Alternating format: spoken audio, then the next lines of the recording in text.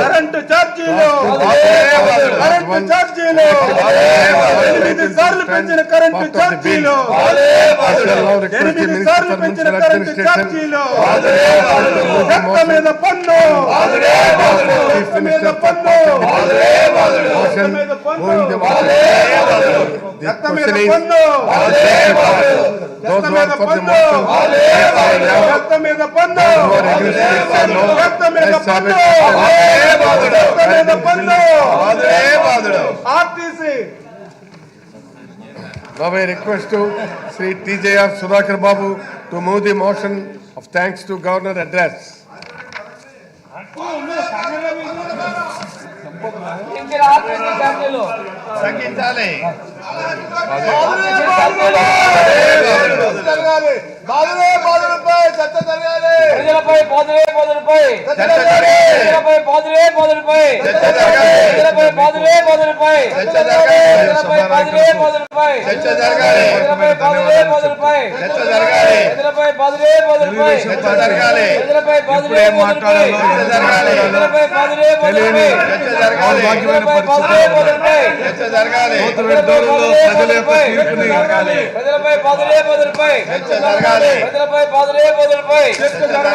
ఈ విధమైన దౌర్భాగ్యమైన పరిస్థితుల్లో వాళ్ళు ఆ విధంగా పోడియంను మళ్ళీ ఆ విధంగా ఆక్రమించి గైగైన అరవటం అనేది పొరపాటుగా మారిపోయింది.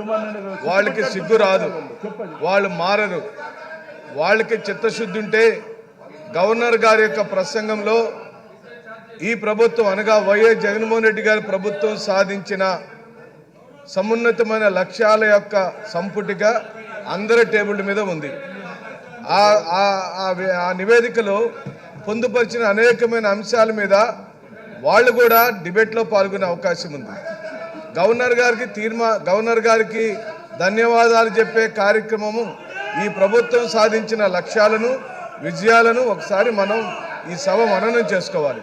కానీ తెలుగుదేశం పార్టీకి సిగ్గు రాదు, తెలుగుదేశం పార్టీ వాళ్ళు మారరు. ప్రజలందరూ కూడా దీన్ని గమనించమని చెప్పి అడుగుతున్నాం. మిమ్మల్ని ఈ విధంగా అవమానపరచడం పదే పదే పరిపాటిగా మారిపోయింది.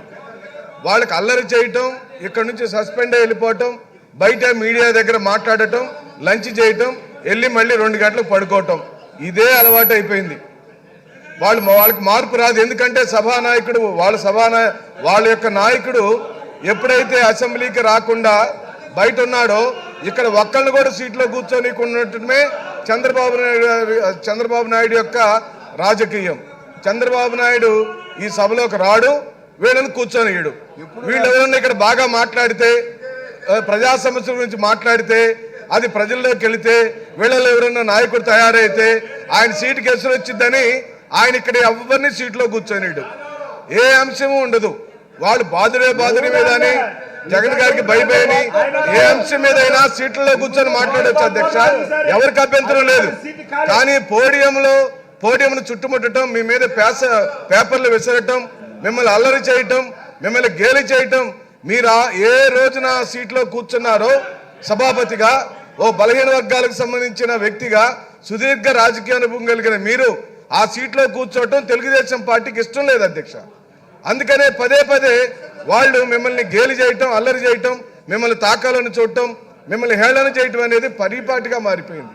ఇక వాళ్ళ గురించి మాట్లాడటం మానేస్తే అధ్యక్ష, నిజంగా రాష్ట్ర గవర్నర్ గారు ఈ ప్రభుత్వం సాధించిన విజయాలకు సంబంధించి వారు చెప్పిన మాటలను ప్రతి ఒక్క దానిని మేము అభినందిస్తూ వారికి నిండుగా మేము మీ ద్వారా గవర్నర్ గారికి కృతజ్ఞతలు చెప్తున్నాం అధ్యక్ష. ఈ 5 సంవత్సరాల కాల